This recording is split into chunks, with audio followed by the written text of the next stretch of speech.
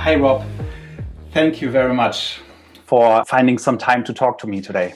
You're welcome. My pleasure. My pleasure, Pat. I'm really looking forward to diving deeper into some fascinating topics which you present extensively in your Perception and Action podcast. I think a lot of people know this one, especially my viewers and listeners. But before we do this deep dive, I would really like to ask you, just briefly, of course, about your background and career. I think a lot of people know already who you are, but maybe what you're up to these days as well. Yeah, so my background. So I was trained in psychology, kind of traditional experimental psychology, with a focus on visual perception and how we use vision to control actions. And I was always interested in application. So I went and I've worked on that in kind of various fields in driving safety. I worked for Nissan for a while, and aviation. I worked a bit with the Air Force and in evaluating pilots and flight simulators and things. But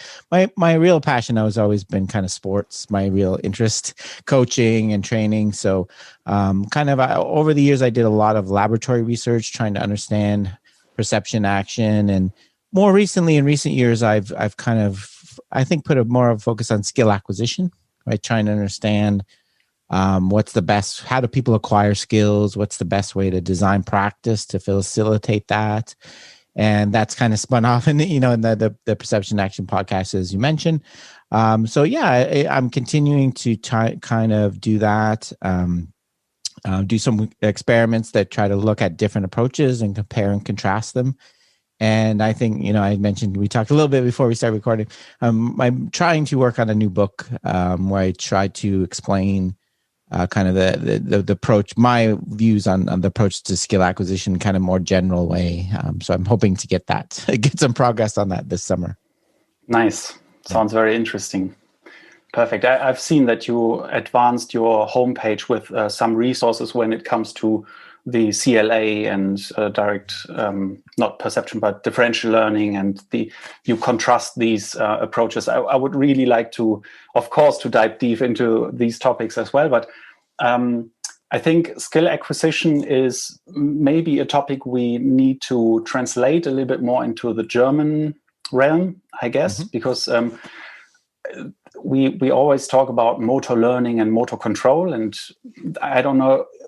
Maybe you can position skill acquisition in between the rehabilitation and performance realm. Yeah, that's a really good question, Pat. And I like to think we can connect them all together. Whether we're talking about motor development in a kid, acquiring a new skill in sports, or trying to rehab a skill that you've lost in physiotherapy. I kind of think they're all, they're different problems, but I think they're all kind of connected in a way. So I kind of, one of the challenges is when you want to do published research in a lab, we kind of narrow ourselves down into a very limited view of that, where we take people and train them in a very simple skill they can learn in a couple hours rather than a really complex skill. So, but I really like to think that there's a lot of kind of overlapping principles that apply to all these kind of things, although they have their different challenges. So I've tried to dabble. I've done some looking at a little bit at people recovering from injury and things like that, but mostly focusing on people either learning a skill or trying to the kind of, I didn't mention it in my intro, I do a lot of consulting and things with sports teams and things now, and most of that is kind of trying to improve performance of an already skilled performer, or change a technique, or some injury recovery things. But in my view, they all kind of share some commonalities for sure. Using this consulting job as a gateway to my next question, maybe what is the main consensus, or what is reality out there? What do you see the most when you're coming into the sports realm when it comes to the idea of motor learning and how they should be coached, or what protocols are there in rehabilitation, and where's the contrast to things you are implementing? So what is maybe the state of the art or state of science? There should be a gap I think we have to bridge, but Yeah. No, I see it, at least my kind of view. It really depends on the sport you're talking about and the particular person you're working with in physiotherapy. Some of them, like some of the sports I work in, like baseball and soccer and things like that, they're very, very open to the kind of sports science, the science of motor learning, applying some principles like doing more variability in practice and things like that. And certain clinicians I've met with are very open. I know they're select, but then you get other sports that are a bit more, close off to the ideas and see it as some of the things as kind of just a fad and they're kind of rather stick to the traditional exercises and drills and things like that. So it really varies. But over the course of my career, especially the last 10 years, it's really, really been wonderful to see kind of this growth in, applying these ideas to developing athletes and rehab rather than kind of just sticking to, that's what the person is. We can't do much with them. So it's been really rewarding for me to see that. Nice. So it's very, very exciting time, I think. Nice. I wanted to go there a little bit further on the road, but I was just thinking about it when you talked about being open for something new. And before we go into the nitty-gritty of maybe ecological psychology and the CLA, is there maybe a different direction or a direction you see where the pendulum swings too far in one direction? Like I think you talked with me about, for example, vision training, and because soccer here in Germany, what I get as an information is that they are very open and they are trying to distill the last 1% with any kind of maybe not evidence-based approaches. So do you see it this way as well? Yeah, for sure. I think maybe once you get open to trying different things, there is a kind of a push sometimes to. I could totally understand it from their, an athlete's side or a coach's side or an organization side. It's hard to distill the snake oil from the science-based things, and there is this attitude. Why not try it? Definitely. So I do see that, and I see. The biggest problem I see with that, trying things, there's nothing wrong with trying things in principle, but I think, practice time is limited. And because of this attitude, there's, especially in some of the technologies, like you mentioned, the training technologies, there's not a real pressure on the people developing those and the companies to provide evidence and link it to the science, right? They really can, because teams are willing to try anything, they can just throw anything out there and not really evaluate it. And there's a few companies that are doing an excellent job at trying to evaluate their products, but there's a lot of them out there not even making any attempt at all and just going with things, which is, coming from a scientist perspective, it's kind of sad. So yeah, that I think so. There's definitely filtering out what will work and what's evidence based is definitely tricky. Yeah, I guess I'm not very connected to like Champions League and pro athletes at the moment, but I guess it is sometimes easier to sell something which looks very fancy and maybe costs a bit more than the casual stuff, but or the N=1 problem with this professional athlete did it, so everyone needs to do it. So I think there's some problem with that. I think the why gets lost in a lot of this. I mentioned my consulting. A lot of the consulting I do, I find I just keep asking why. A lot of it, what I do is really just getting people to talk through. Why do you do practice that way? Why do you try this? Why? And get them to think about it. I don't really give them any answers. I just maybe help them get the answers out of themselves. Because you can see this new fancy thing that can measure everything. Then you ask them, like, what are you doing with those numbers? Oh, I don't know. It's just more data, right? Yeah. More data has got to be good. Well, not if you're not really using it. If you don't have any reason why. And the same with some of these fancy, way technologies that can do these crazy things. And you ask why, and if you really take time to try to answer that, you realize, wow, I could probably do this in a way simpler, cheaper way than this fancy technology. But it is a challenge, yeah, for sure. Yeah. I think here in Germany, it's a big discussion as well when it comes to like the fancy stuff, and everyone is going in the end of a discussion. Someone is saying, yeah, well, even if it's just placebo. And then I always start with, okay, it could be cheaper. It's very important time we have even with professional athletes. You maybe have a few hours a week.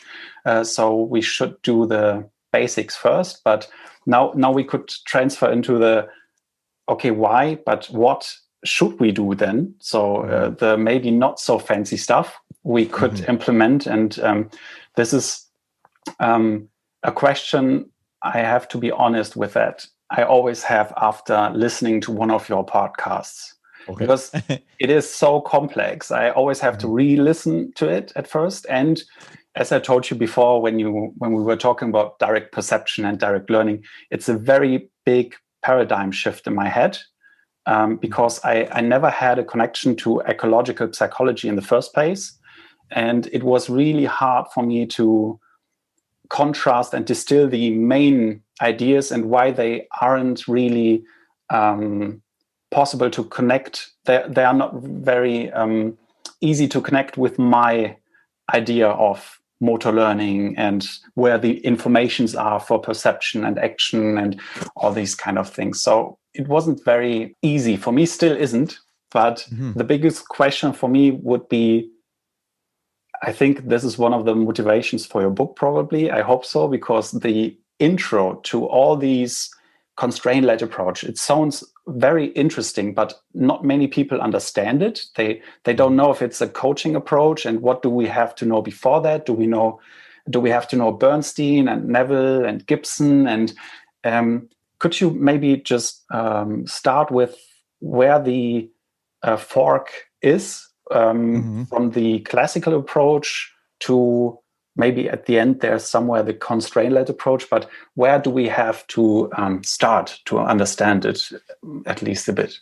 Yeah, it's a great question, and it isn't easy. I admit it. And some of the topics I think are more applicable than others, right? There's some of the concepts within the ecological approach, and when you start getting into the dynamical system side of it, are really, putting that to a coaching is a big leap sometimes. It's very tough concept. And I think, part of the challenge, and I think, I like to hear when people recognize that it's a big jump. I think that's satisfying to me because it is, right? Okay. So what I worry about is people that don't think it's a big jump and think it's just a slightly different thing. It is quite a big jump. And for me, there's a couple, there's two basic, I guess, that I would start with. Based on the two kind of pillars of it in terms of the people, Bernstein and Gibson. So Gibson, the idea, the one break, I think that for me that I call it the roots of the tree that separate, everything kind of spins off from it, is the idea of direct perception, right? Is there enough information in your environment to support your actions, right? Gibson's answer is yes, right? The traditional view that we've kind of gone off on the side is no, right? We have to add to it. We have to process it. We have to add our previous memories to it. We have to make inferences. We have to do kind of, if you're in this area, Bayesian probabilities and calculate all these things. So we have to do this processing in our head through some model to try to predict. And this is kind of spun off in the traditional views of perception that if the world's illusion, right, and we're making inferences, we don't have direct access to it. So when you go to direct perception, right, the idea you get rid of a lot of the immediately removes a lot of this kind of ideas of processing information, building up knowledge in the athlete's head, and so that's one kind of thing that separates this direct perception idea. That means you have to train in context, right? So for me, all the implications extend from there.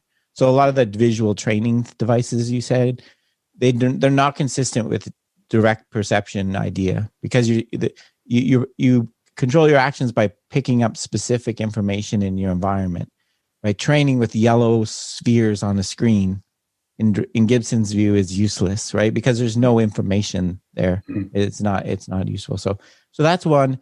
And then the other one, is Bernstein.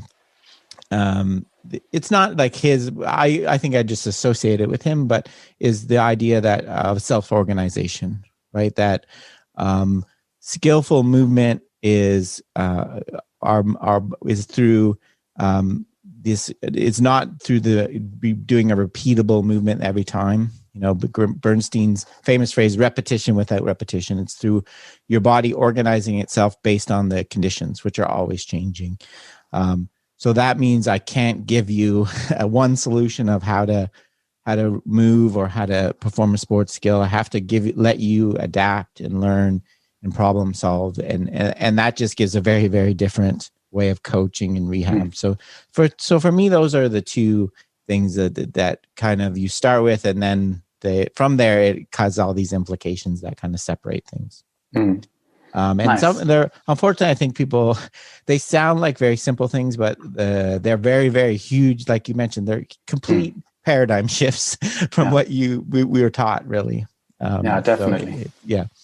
That's a good start. I like the basic pillars of these two guys, and I know that some papers are coming out with not just analogy, but understanding the human body more like a complex system, and then they add all the things which are inherent in a complex system, like self-organization and non-linearity. It's a tough word for me. Yeah. So all these modules are implemented in the human now, and they understand that there's much, not a solution, but much. It's more a landscape of possibilities, I think, and variability has started to become less noise and a needed part of our system. So I know that a lot of people are from I just call them the model making people. Like we have something in our head, like a representation. They still think that, for example, the SAT principle, and so the specificity of the training needs to be there, and that variability could work in a model system as well. So it could be like a self-organizing system with a central governor or something, which is similar. So I think in the end, like you said, there are some implications, and a few people don't make the difference between these, because they say, okay, we say here, SAT principle is important, and Gibson says it's very important because the information are out there where you're looking.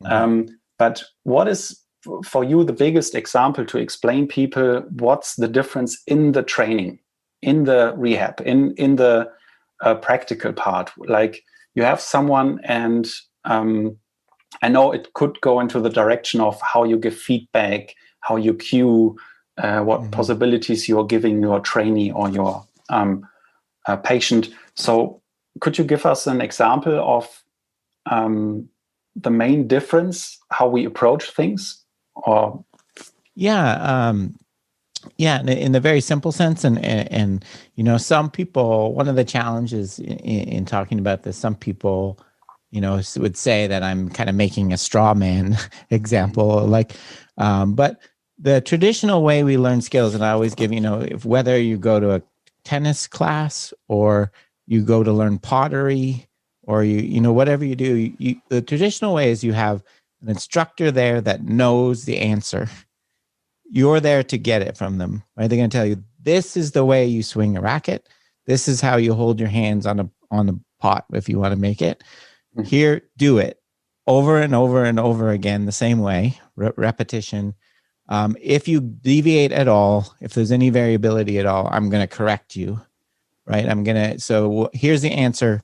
So that's why, we've often call them the instructor, right? They're giving you the answer. So the idea that there's one correct way to do the skill, that we want to do it by repeating the same thing every time with as little variability as possible. Variability is noise, as you mentioned. And the way that you do that is through repetition and correction.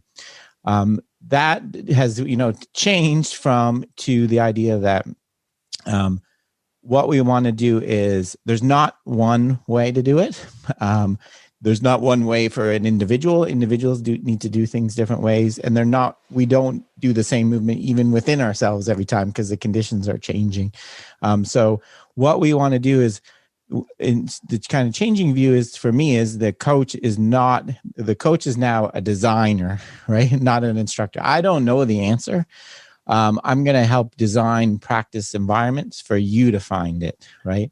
I'm going to let you explore, find, self-organize, and come up with a way to perform this task I've given you, the goal I've given you, and you're going to figure it out. And it's not going to involve repeating the same movement or this one technique. I'm not going to stand there and correct you all the time because I don't know.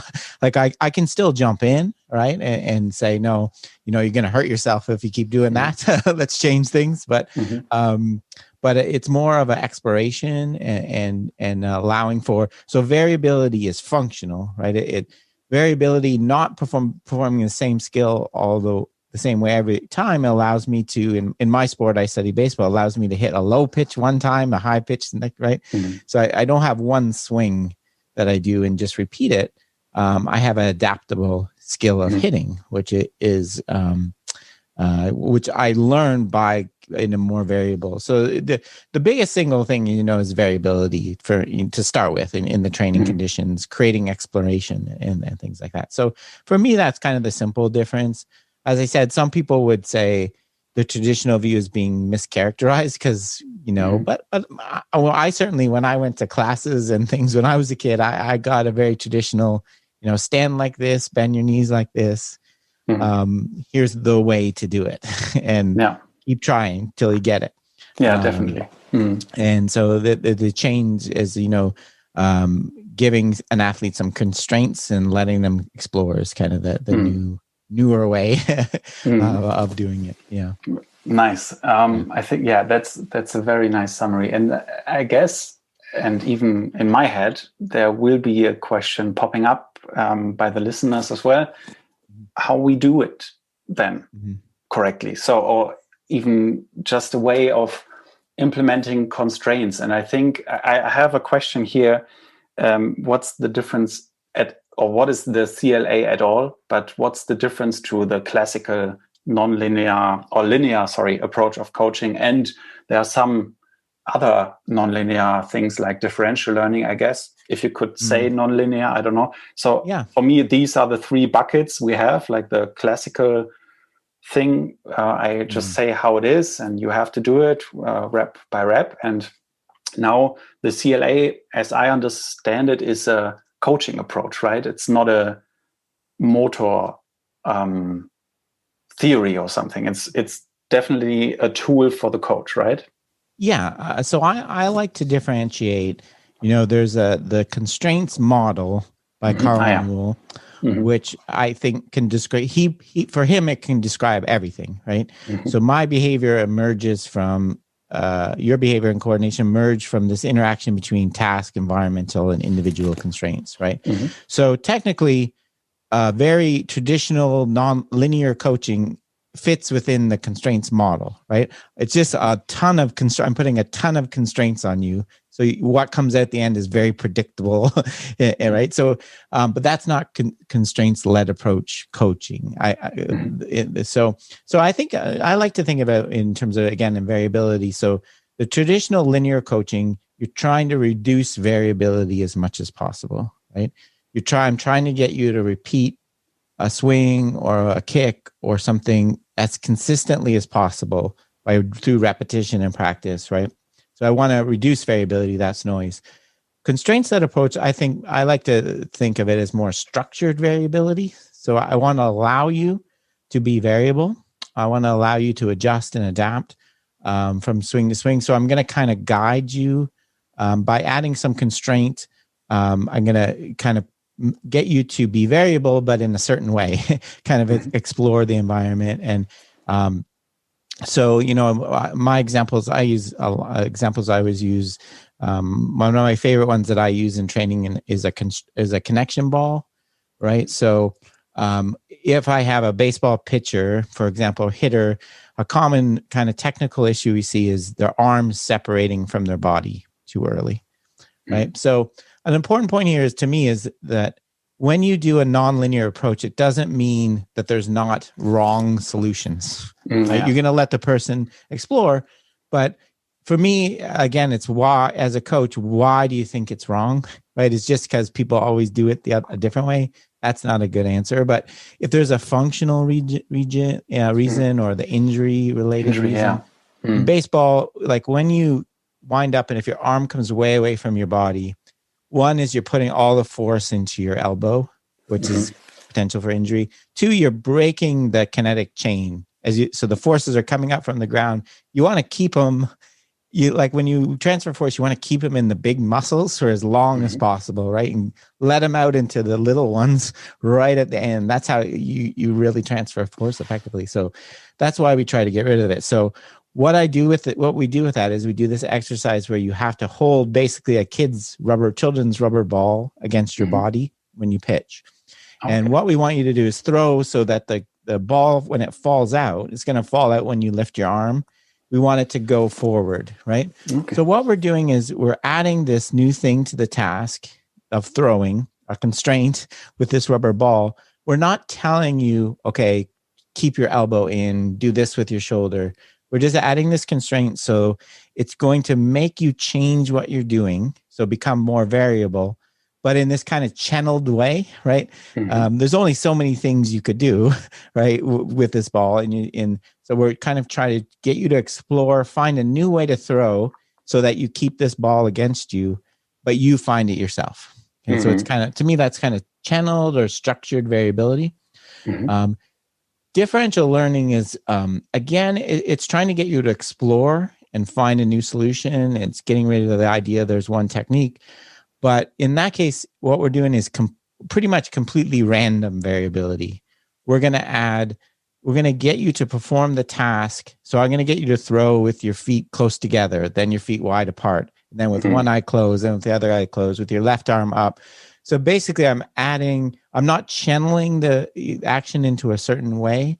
I'm adding all this in you know, that the term you hear in there is called stochastic, which means random. So it's random variability pretty much, because I want to get you to try out all these different things and basically kind of find the solution that way. So the CLA and differential learning are both kind of in the nonlinear category. They're both promoting self-organization rather than one technique, but they're doing it in a kind of a slightly different way.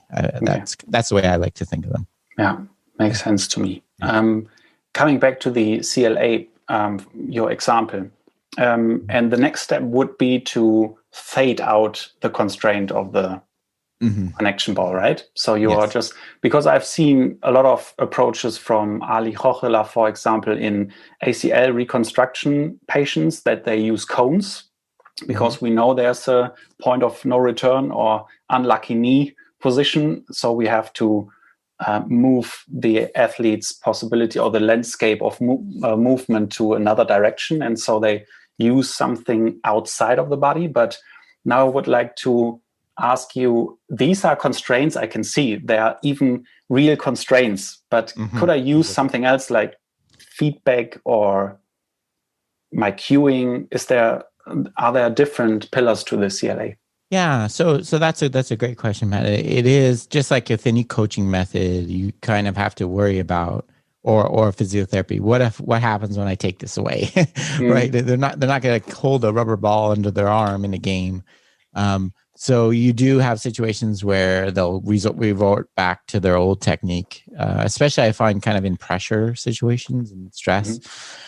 So one is kind of approach to dealing with that is phasing it out. So having them do it every third throw or something. But the other one is, I think, kind of what you were getting at. I really like the approach I like is I call it kind of converging constraints. So if I can put another practice activity that uses a different constraint achieves the same thing, I think that really increases the chance you're going to get this to be sticky and stay. Okay. And yeah, so an instructional constraint. So that's another important point. There's sometimes people think the CLA means as a coach, you're not allowed to talk at all. But we just, in kind of Newell's model and in the CLA, an instruction is just another constraint, right? And in the CLA, there's just a difference in how you use them. So you don't want to use them to be kind of prescriptive, like do this with your body. So one way around that a lot of people like to use is kind of an analogy, right? I was working with someone. I went to a thing where we're doing the golf fitting with clubs, and the person there, he was an amazing coach. He was like, one of the things he said with your swing, he was telling me that the person we were evaluating, their swing was too flat, right? They were coming, the golf swing was very, very low and low. And he told me that, but he went over to the guy that with the golf club and he said, "Do you fish?" Right? And he said, "Yeah." He said, "Well, imagine you're casting, right? Okay. Trying to get the motion that he wants and change without telling them, oh, you need to keep your arm in, right? Getting all sided." So analogy is a very popular kind of instructional constraint that it gives the idea, the athlete, the idea, or the patient, this is kind of the motion I want, the movement I want, but I'm not telling you how to do it. I'm letting you kind of relate it to something you already do. So that can be effective as well. Nice. Okay. Yeah, I can already see these ramifications to everything we do, like day by day, cueing, giving feedback, and doing all the stuff we do as coaches, I think. And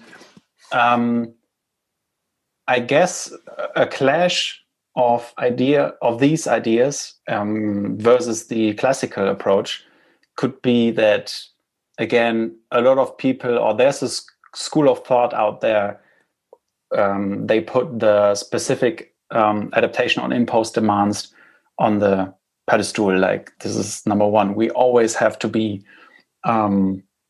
specific. It needs to be 100% simulated where we have to go.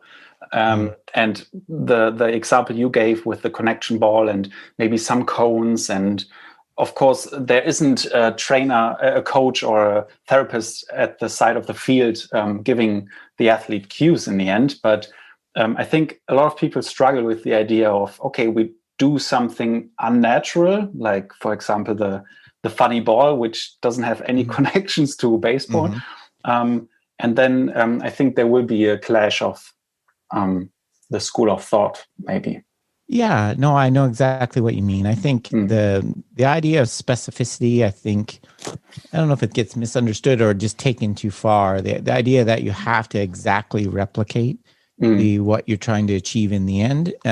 If we did, then we would never practice, right? We would just ask you to play games, right? All the time. And practice, right? You're purposefully being different than competition for a reason, right? And the way that I like to think of it, the term I like to people use is you're sampling from the real thing, right? I'm taking a part of the real thing out and pulling it out because I want to change it, affect a new skill.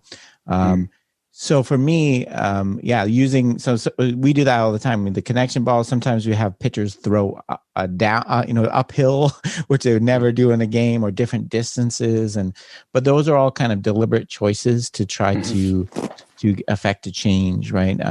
So we're keeping, to me though, the specificity issue is there's some key things that you want to keep as much as possible. And that goes back to the kind of training thing you were talking about, the vision training. And one of the essential things for me is you want to keep, as much as possible, you want to keep things, my favorite term, coupled, right? So I want to keep the movement and the information that drives the movement together in the training, right? Even if they're slightly different, the movement's different. When you just have a soccer player training on a computer screen by pressing the mouse button, you've decoupled, right?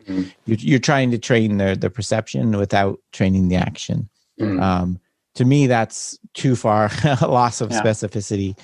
So it is to me, there's kind of principles that you need to guide that. And there's Makes places sense. for being really far from the actual thing. And then moving, I think there's places from being really close to it where you're almost playing games in practice. So nice. Yeah. Is it okay to think about it on two different levels, that the further you're away, like in the periphery, and you're working with your muscles, there are some people who say when you're in the gym, you leave everything in the gym. But me as a strength and conditioning coach, I would say, yeah, there is a transfer because my hamstrings are stronger and now we have to implement it. But the closer you're coming to the perception part of the whole complex system, it needs to be more specified and more simulated to what you want to achieve. So there's a difference in how specific I need to be. And when I go into the direction of hand-eye coordination and reaction time, I need to be very real life, real world simulation like. And in strength and maybe some coordination stuff, we can be a little bit more off. Is that correct, or is it? I think it's a tricky thing. I've been really thinking about this a lot lately, and it is a tricky division. And one of the things I really like the idea of is connecting, strength and conditioning coaches. I'm doing quotes and skill coaching. To me, the way that I like to think about it, and it's not a perfect division, is the difference between a capacity and a skill, right? So in strength and conditioning, you're training capacity, you're training strength, power, the ability to transfer force, flexibility. All those things have the potential to make you more skillful, right? So if you make me be able to run faster and generate more force with my leg, I have the potential I have more opportunities for, if I'm, defining this movement solution we want to do. There's more things available to me. I can pass in situations other people can't. I can run through a gap in soccer because I'm faster than another player. So it doesn't mean necessarily, like, just because I make you fast, as everyone knows, right? Basic physical capacities don't predict skill very well. Who's going to be the best soccer player? It just gives you more. If you increase that, you give it more. So those are capacities. Skill is an information-driven action, right? So for me, the real thing I don't like, and a lot of people in this area in ecological approach is when we treat a skill like it's a capacity. And the best example for that people hate is agility, right? So agility will often train you with running over ladders and tires and running around cones, like that. We can train moving side to side and dodging like it's a capacity like strength. But agility is a purposeful, functional behavior, right?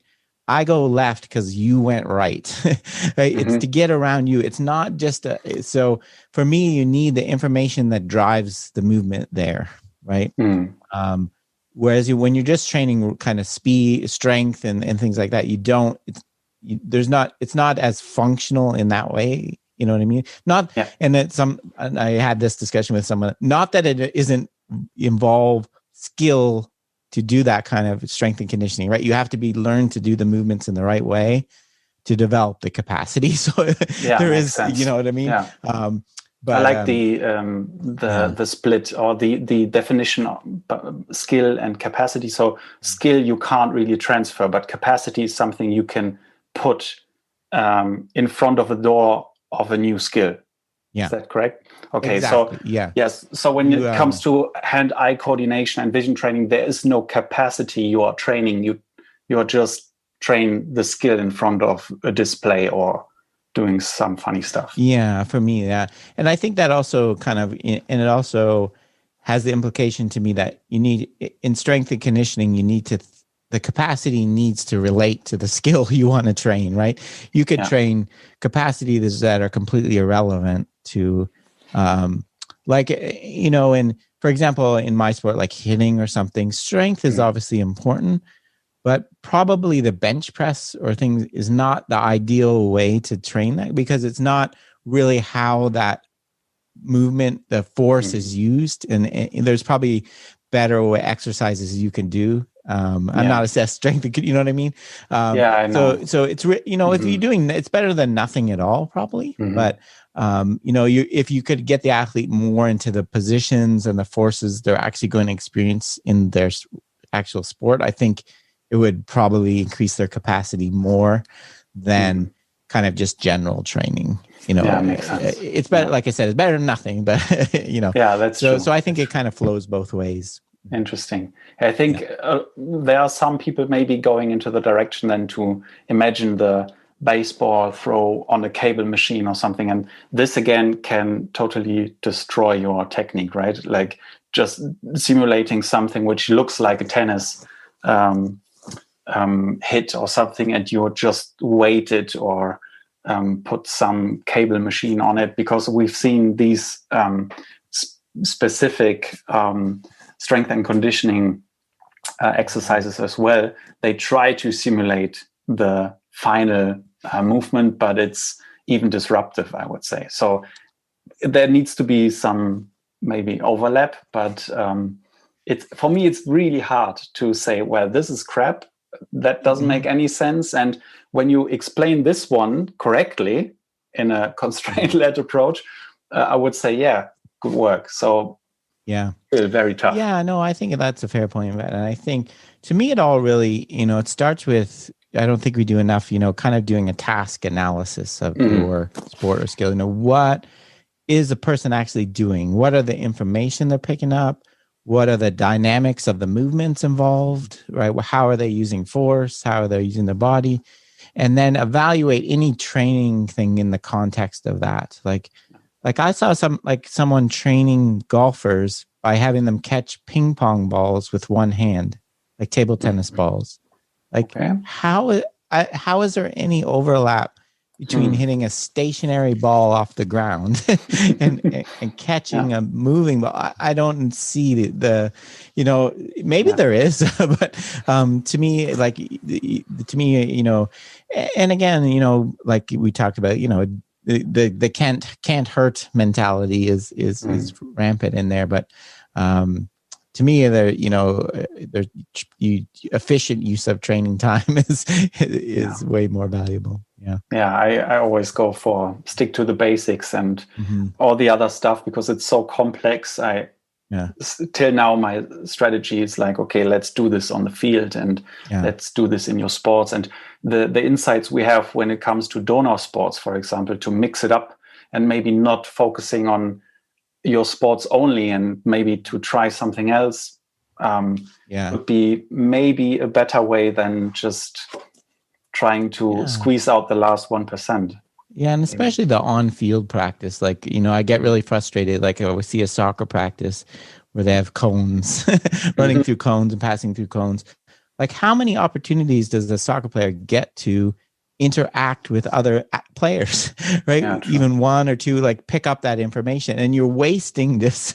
Like the best training tool for training a player is another player, right? Because that's the information they need to learn to pick up, not any kind of obstacle, right? So you're wasting this time when they could be learning to pick up the body information from an opponent, learn to pick up the spacing during a game by having them pick up the orange pieces of plastic on the ground.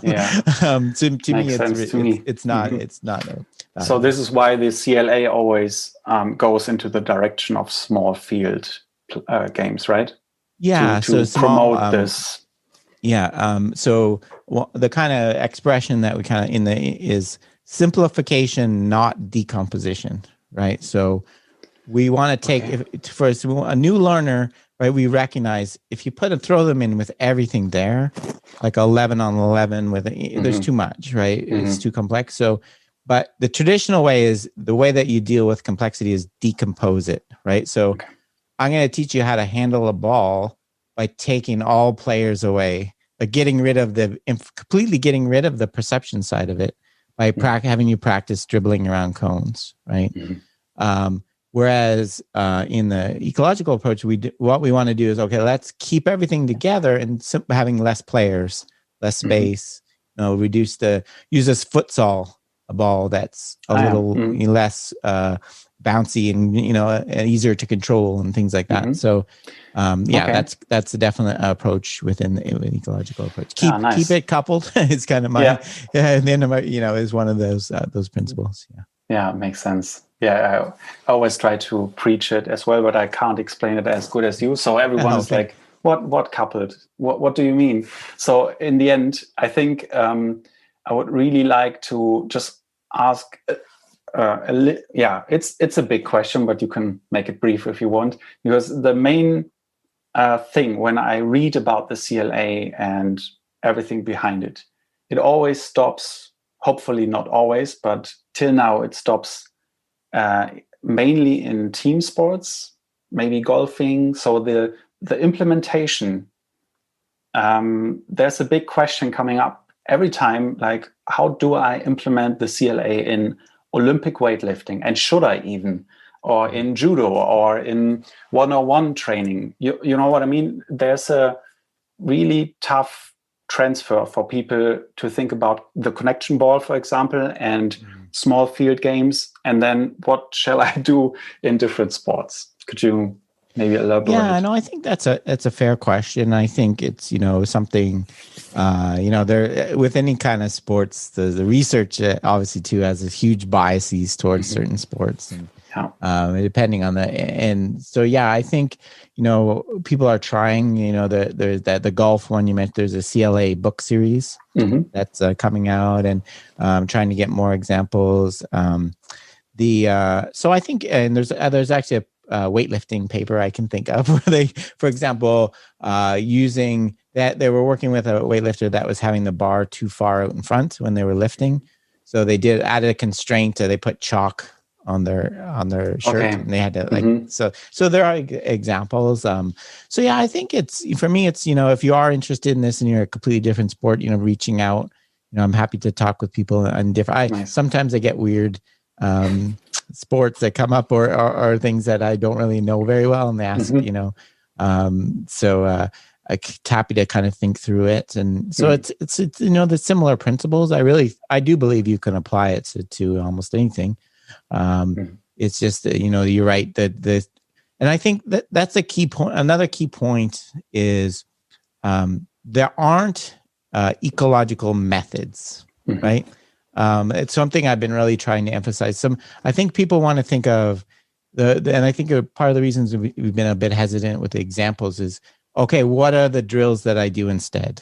What are the activities that I do instead? And there's really not the CLA, doing an ecological approach, whether it's CLA, it doesn't eliminate anything really. It just use it in a different way.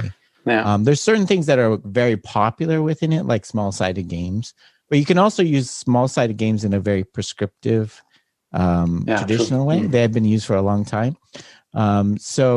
It's really just an approach to using different methods, whether it's instruction, like we talked about, or a physical constraint, or another very common one is changing the rules, right? You're talking to me about using soccer as an example always, but I'll use soccer as, you can make a rule in basketball where you have to pass a certain amount of times before you can shoot. And a lot of people are using rule-based constraints.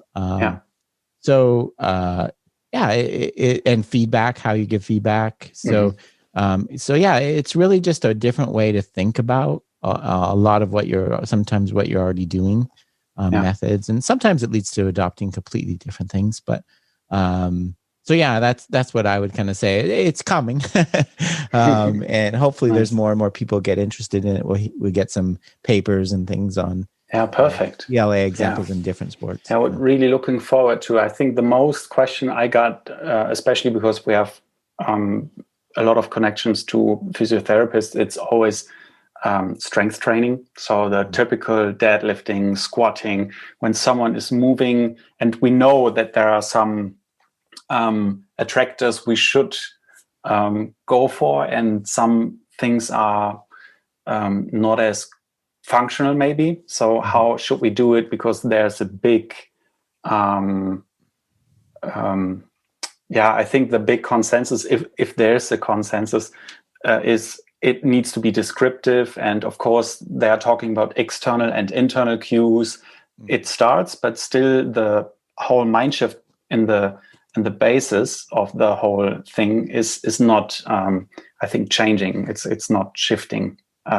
So therefore, it's for me, it still feels like they try to pull out some tools and put some new tools in. But yeah, I find rehab especially. There's kind of one of the things I like to say, I think, is that I don't like the word rehab. Yeah, because definitely. Rehab means getting back to the way you were before, which I don't think is possible. When you get hurt, you have a new body that that's the consequence. And the advantage is you've always been adapting to a new body as you grow, and so a lot of a rehab I see, I would ask, it seems to be like, okay, we need to build up so they can do these set of exercises that have become kind of gospel. And I think the new paradigm shift is why, right?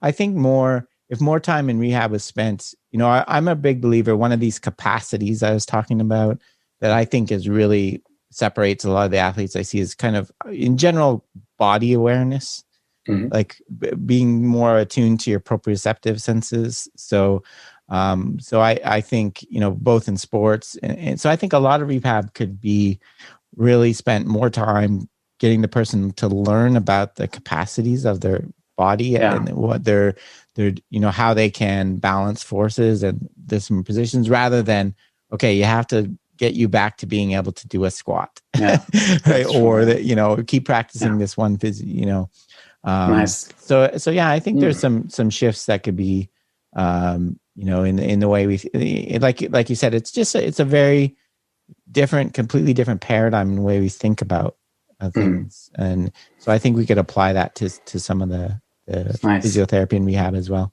Yeah, I guess so. I really like your last point because, as I told you before, I see similarities to the pain science realm because there's, again, the topic self-efficacy and feeling your body and what it could do. And all this stuff is going into the similar direction because they see that it's not about getting strong always. It can be a gospel still for a lot of people out there, but it's mostly the better strategy compared to all the other fancy stuff out there, maybe to go for strength and basics. But I think it goes into the direction of proprioception and self-awareness and what can I do in my surroundings. And these are the bridges I always see between these fields. It's very interesting. Yeah. I think it goes, back to one of the pillars we talked about, Bernstein emphasizes this idea of degrees of freedom and redundancy. We have so many different ways we can move, like our knee and our shoulder. We tend to think of them, an elbow, we tend to think of them as kind of fragile, especially when you work in your area. But they're really quite amazing structures that have give us so many different ways to do things if we just would allow it, right? And be aware. But instead we kind of, especially you said with pain, like pain can be you could conceptualize as a constraint or an attractor that really, forces you into moving in a certain way that may not be functional, right? Just avoiding pain. So I think there's some really interesting, I'm interested to see, I think to me that, I think in the podcast this week, I just reviewed a paper looking at how variability of practice can reduces the risk factors for knee injuries. I've listened to this one. Yeah. Yeah. So to me that the rehab side of it is a very exciting aspect of it, where this could go, because it's probably not as developed yet. There's exceptions like you and a few other people thinking about as it is in the sports coaching realm. It's really starting to take off there. But to me, the rehab, because in injury, when you work in sports consulting, you realize keeping people healthy and on the field is as important as training their skill in the first place, right? So many our game time is lost to injury now. Yeah, definitely. If we can improve that, that's a huge win for sure. Nice. Yeah. It's a good outlook. That's a very good way to go at maybe to sum it up. I would really like to give you one last and a much shorter question. I hope it's a smaller one. I'm probably making these answers longer than you intended. Good. It is a zooming out question. So I know that you're in the field. You say something in your intro with 25 years as a researcher. So it's an easy question. Just distill your low-hanging fruits when it comes to your whole career. When someone is asking you, like a really young coach or maybe a lost coach, an interested coach or physiotherapist who is coming to you and asks you, what are the low-hanging fruits or the biggest aha moments for you I can take to construct my next years of my career? Yeah, that's a great question. I think, I guess it depends on what you want to do. I think, I think this is very, go back to, I've had a very nonlinear path. So I think, just getting in there and trying things and following your passions and things like that, rather than thinking you have to have everything mapped out and understand all these things. That's worked for me. It's been tough at times, I've gone way off in this direction and the other direction. And, so to me, that's, reaching out. A lot of people, some of the bigger people like Keith Davids is a great example in ecological approach. Super friendly. If you reach out to him and you want to get, I'm hopefully the same, so reach out to people, kind of get connected and I think that would be the biggest examples of, try to find some, resources that work for you. There's lots of different ways you can get this information. And so, I think it's, to me, it's a really fun exploration going through this. I'm still learning about all this. Probably will never end. So that's good. Nice. Thank you very much, Rob. Where can people find you? Of course, everyone knows your podcast, but still just put it all out there. Sure. Yeah. So the most place where everything is really perceptionaction.com. So kind of all one word. That's the kind of the home to my podcast, and you can find all the information about just subscribing to it and links to all the old episodes. And I think, as you mentioned, I have these kind of resource pages where I talk about what's the CLA, what's differential learning. And I've tried to collect all the research as it comes out. If you're interested in learning more about those things, I do some video-based things. We have these kind of journal clubs. I bring on guests, and lately I've been reviewing articles, and also have links to, if people are really interested, I do kind of one-on-one things. If people would like to sign up for that, you can find links there. So that's the easiest place, perceptionaction.com. Perfect. All right. Thank you, Rob. I'm really looking forward for your next three. I think you're at 390 something podcasts now already. So I'm getting there. Yeah. That's crazy. Okay. I'm looking forward to the next 300 and especially to your book. Gonna be good. Thank you. Yeah. Thanks for your time. No again. Signs of intentions of quitting yet. So that's perfect. I'll keep it. Good to hear. Yeah. All right, Rob. I hope to talk to you soon. Okay, great. Thank you.